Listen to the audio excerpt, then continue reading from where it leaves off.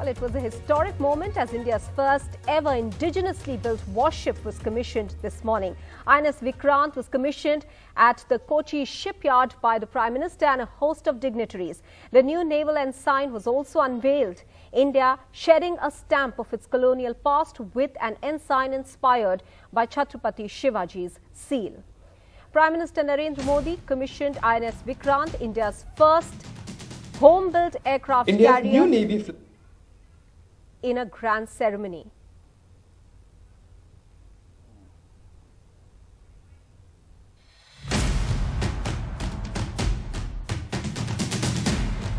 India's new Navy flag fluttering on the deck of Vikrant, India's first made-in-India aircraft carrier.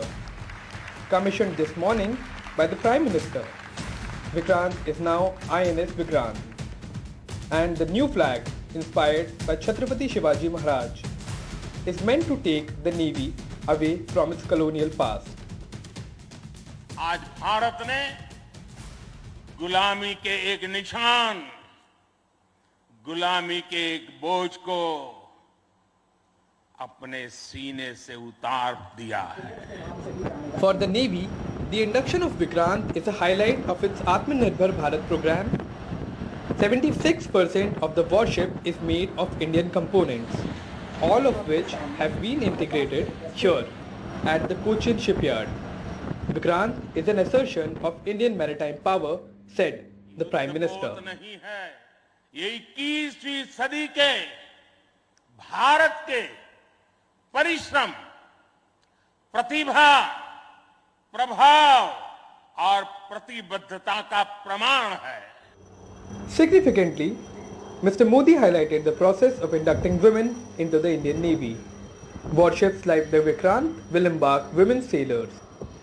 Vikrant जब हमारे समुद्री क्षेत्र की सुरक्षा के लिए उतरेगा तो उस पर नौसेना की अनेक महिला सैनिक भी तैनात रहेगी. The Vikrant is 262 meters long and 62 meters wide. The warship displaces 43,000 tons when fully loaded. She can travel at a maximum speed of 28 knots or 51 kilometers per hour and has an endurance of 7,500 nautical miles or 13,890 kilometers. There are 2,200 compartments on board, and she can embark 30 aircrafts including MiG-21K fighter jets, Kamov 31, MH-60R multi-role helicopters. There is no doubt in my mind that we require 3 aircraft carriers, one on each seaboard, the west and the east, with the third aircraft, if not available, under maintenance. For now, the officers and the sailors of INS Vikrant have a tough road ahead. In just a few months, INS Vikrant goes out for trial to accept fighter jets on its deck, and that is the most challenging part of its development. And only once that process is complete, INS Vikrant can be considered battle-worthy. With camera person Ashok Mahale, I'm Akshay Dongre for NDTV. First conceived in the late 90s, India's aircraft carrier, then known as an air defence ship, was expected to cost 1,725 crores with a planned delivery of between 8 and 10 years. It was meant to be a small warship, but then the Navy felt that the ship needed to be much larger than originally planned, almost twice as large.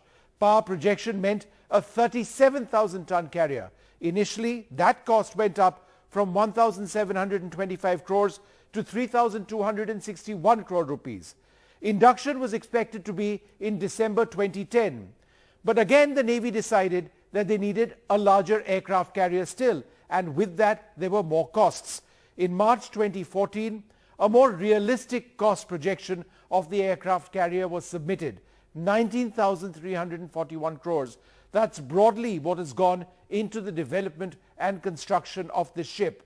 The Defence Ministry in a statement to Parliament has listed 11 reasons for the cost overrun, from an increase in equipment costs to the need to augment infrastructure at Kochi shipyard where the carrier has been built. But while the ship has now come together, the Navy isn't happy with its primary fighter, the MiG-29K, which has a reputation of not being very reliable.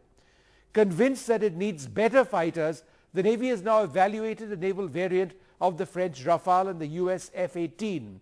26 fighters of this class will cost in the range of 48,000 crore rupees. Activist Teesta Setalvad got interim bail from the Supreme Court, which said that the police had already got enough time to interrogate her. The court told Teesta Setalvad to cooperate with the investigation. As part of the bail formalities, she has to submit a passport for which she should be produced before the concerned court as early as possible. That's what was said by the court as well today. She was in jail since June over allegations of a conspiracy to destabilize the Gujarat government after the 2002 riots. Supreme Court has granted interim bail to activist Teesta Setalvad, arrested by the Gujarat police for alleged conspiracy to destabilize the state government after the Gujarat riots. The apex court has directed that Setalvad be produced before the concerned court in Gujarat on Saturday to complete the interim bail formalities. The court said there is no reason to keep Teesta Setalvad further in custody. Gujarat police have already interrogated her in custody for 7 days. Setalvad should surrender her passport and cooperate with the investigation. Setalvad had moved the Supreme Court challenging the lower court's order rejecting her bail plea. Setalvad had said that the FIR was a copy-paste of the SC judgment and no case was made out against her.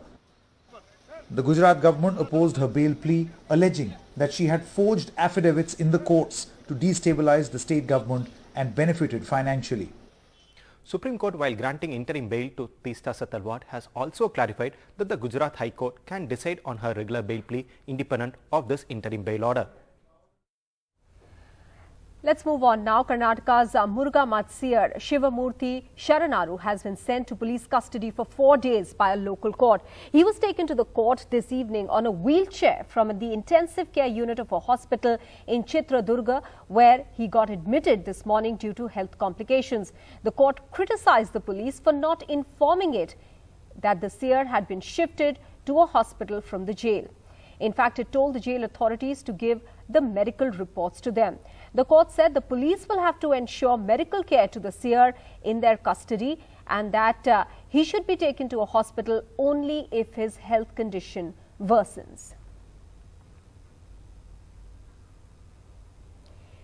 Shrija is now joining us with the very latest from Chitradurg. Shrija, first of all, 4 days police custody. I understand that the police was seeking 5 days of custody.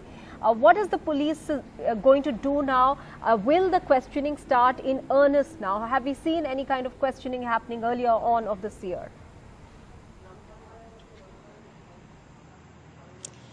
Well, arrest that was being made by the Chitradurga police, and in a midnight arrest that we went on to see where Dr. Shivamurthy Sharanaru was taken into custody. But what we do know is that for some time he was taken to an undisclosed location, and after which we learned from police sources that he was taken to Chalkare police station where he was questioned. But however, we hear that he did not cooperate with the police questioning, soon after which he was produced before the magistrate, and they had sought 14 days of judicial custody. But now we understand today there was all of that theatrics being played out. Of course, he complained of chest pain. He was taken to the hospital, but the judge today, of course, questioned that made that question to the police, also asking about within a matter of 24 hours that he developed such serious symptoms, and also came down heavily on the police, Chitradurga police, and the court has given now 4-day custody to the police. Now, in the next 4 days, including today, yes, now the medical examination is going on. Once after that is done, he will be taken in the police custody. But where exactly will he be kept? Now, that is still not known. But what we do know is that for the next 4 days, that is, questioning will happen, interrogation will happen, because A2, the accused number 2, Rashmi, has already now been sent to Shimoga jail. They have also, in fact, recorded her statements. Now, based on these POCSO charges of these minor girls, where under CRPC 164 the statement was recorded, and also based on various evidence is collected, the seer will be questioned in the next 4 days. Shrija, also his supporters, at least some of his supporters, are alleging conspiracy. What exactly are they talking about?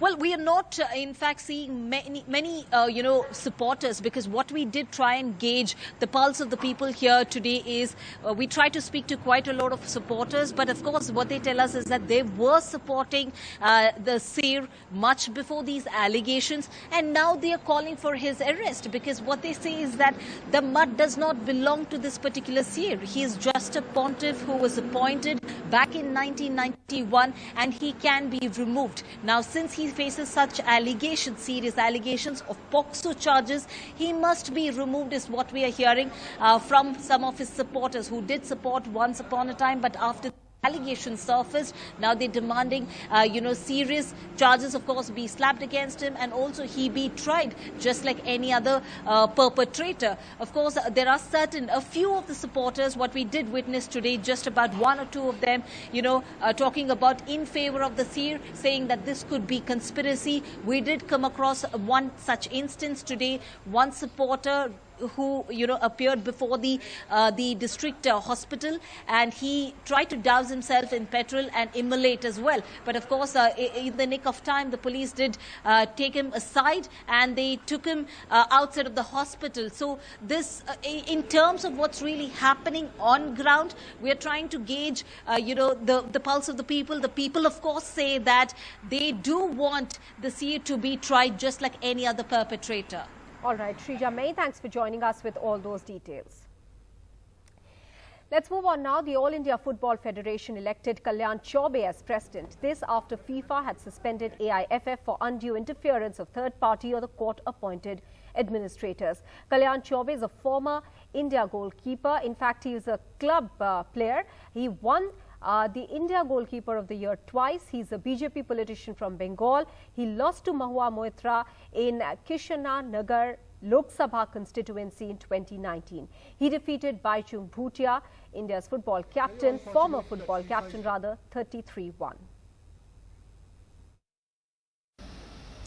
Perhaps the best-known name in Indian football, Baichung Bhutia, has just lost the race to be the new president of Indian football, 33 votes to 1.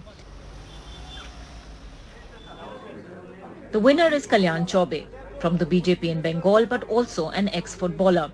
In fact, he is the first player to lead the All India Football Federation. It's also the first election since 1988. In the last 34 years, there have been only 2 presidents of Indian football, both high-profile politicians. I said, name me a federation, whether it's a state federation or national federation, there is no involvement from state government or central government or any politician per se. I said, and I think at least my identity is first as a football player, that nobody will deny. So I don't know why this question is being. Kalyan Chaubey is the first footballer to become the AIFF president. I asked several people inside the football house if they knew for how many times he has represented India. In most cases, they did not know the answer. Record books will tell you that Chaubey has not debuted for India, even though he has been a part of the Indian squad for several SAF meets. He beat Baichung Bhutia, a man who has represented India for as many as 104 times. Bhutia will be one of the eminent members required by FIFA, the global body, in the executive committee. All have to work together to take the game forward, and I think that's very, very important. And hopefully I think it'll be a great team and we'll continue to work. Let's see. Today's election is vital for Indian football. FIFA has been demanding elections, even banning the AIFF briefly in a related matter. But who is Kalyan Chaubey? He's been goalkeeper of the year twice in club football. A BJP politician from Bengal, he lost to Mahua Moitra in Krishnanagar Lok Sabha seat in 2019. He was nominated by the Gujarat Football Association and seconded by the Arunachal Pradesh Football Association. My priority is to take Indian football ahead as much as forward possible, given the challenges, and we'll take it forward. We'll not speak that I will bring moon to you, but definitely we try and reach to moon. Yeah, it is. I mean, it culminated in the Kiran Rijiju visiting the member associations, the voters, and to exhort them to not vote for Baichung. But it's been, the trend has been going on. Initially the member associations were very emphatic that they won't, allow an outsider to come in.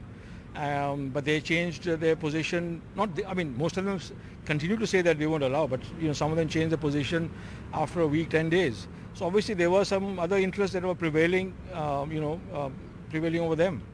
Kalyan Chaubey's win marks a big shift in Indian football. He will have the big task of making the sport corruption-free and taking the men's as well as the women's football team closer to participating in the World Cup. In New Delhi, with camera person Prem Singh, this is Rika Roy for NDTV. Well, the Enforcement Directorate questioned Trinamool Congress MP Abhishek Banerjee for nearly 7 hours in a coal scam case. He was questioned at the CGO complex in Salt Lake, Kolkata. After the questioning, he was, in fact, he said that he is ready to face the questioning 30 times over, but won't bow down before the BJP. So whoever goes to BJP is safe. Whoever remains in Trinamool will be called by CBI. That's why I say it is just not against BJP. It is Trinamool versus BJP plus media plus judiciary plus CBI plus ED plus a section of the election commission. So it's a powerful combination when you have to take on their vigor, their blitz, their might. And Trinamool Congress is the only party which is not bowed down. We will continue to fight. We will be more resolute and determined to fight this fight. We will make sure that truth prevails and truth wins. Saurabh Gupta is now joining us with the very latest on the story. Saurabh, has Abhishek Banerjee been summoned again? Any more details that we're getting as far as the questioning is concerned? Well, Abhishek Banerjee hasn't been summoned again yet, but his sister-in-law has been, and so has the Law Minister of Bengal, Molay Ghotak. That is, of course, as far as the summons are concerned. But the important takeaway from today's questioning, or rather what happened after the questioning right here outside the central government office complex, as soon as Abhishek Banerjee came out, he held a press conference. And there, of course, he took the battle right to the Home Minister's doorstep, using the same slang for Amit Shah that BJP spokespersons always use to deride and ridicule Rahul Gandhi. The same thing he used for Amit Shah, the Home Minister. He also said that this is something that cannot happen without assistance of the central government. Now, how did he reason that? He said that, look, this coal is guarded by forces like the CISF. Who do they report to? The Union Home Ministry. The border, if it's about cattle smuggling, is guarded by the BSF. Who do they report to? The Union Home Ministry. So why are they going after us? Then he went on to clarify why. And that, of course, is what Abhishek Banerjee said is that, look, when these MLAs from Jharkhand, which is in a state of political uncertainty, were actually headed somewhere to make a deal, Bengal police and Bengal Chief Minister Mamata Banerjee stopped them, arrested them, and spoiled the BJP's plans for bringing down a democratically elected government in Jharkhand. That is why they are upset with us. So he said it in as many words. So, of course, from there on, he said a lot of things, took the attack to the Home Minister's doorstep, said this is, of course, all of this is, a way of just misusing central agencies. And the last also salvo was also for the BJP's leader of opposition here, Shubhendu Adhikari, against whom Abhishek Banerjee said that, look, he's been in touch with, an absconding accused of the coal scam. And if he has the guts to sue me, then I will submit an audio clip in court. So that's what he said. So that's, of course, something that he said. But we are still waiting for Shubhendu Adhikari to react. Shubhendu Adhikari is, of course, the leader of the opposition. And we are also waiting for the BJP to react to those comments. All right. Saurabh Gupta, many thanks for joining us with all those details. Let's move on now to a horrifying story. A 30-year-old woman from Haryana died after being allegedly thrown out of a running train by a man after she resisted his molestation attempt in Haryana's Fatehbad district. As per available information, the victim was travelling with her 9-year-old son from Rohtak to Faridabad on Thursday late evening when a fellow passenger started harassing her and later pushed her out of the train when she resisted the molestation bid. The accused also jumped out of the train later on, injured himself and was later arrested by the police. Let's turn our attention now to the status of the rupee, which has weakened to 79 rupees 80 paise per dollar. The dollar has risen due to global sell-off in the risk assets. Dollar trades near 2 decades high against other major currencies. Investors brace for aggressive rate hikes from the US Fed. Now, Narasimhan, that is Lakshman Narasimhan, has joined a long list of Indian origin CEOs. He'll be helming the coffee chain Starbucks. His appointment comes at a time when Starbucks has been struggling with more than 200 of its stores in the United States having unionized in the past year, with workers pushing for better benefits and wages at a time of surging inflation. He's been called in to revitalize Starbucks and reinvent it. Coffee giant Starbucks has appointed Indian origin Lakshman Narasimhan as their new CEO. Lakshman Narasimhan will join on October 1st after replacing Howard Schultz, who will continue as interim chief until April 2023. Having been born and brought up in Pune, Maharashtra, with a degree in mechanical engineering, Lakshman began his career by working for McKinsey for 19 years, rising to director and later joined PepsiCo as chief commercial officer and more recently was CEO of Reckitt Benckiser. 55-year-old Lakshman Narasimhan joins a long list of global CEOs of Indian origin taking charge of global firms. In the words of Mahindra Group chairman Anand Mahindra, what was initially a trickle of water has turned into a tsunami. The appointment of Indian origin CEOs at the world's most iconic companies is now an unstoppable trend. International boardrooms consider them to be almost safe leadership bets. Sakshi Bajaj for NDTV.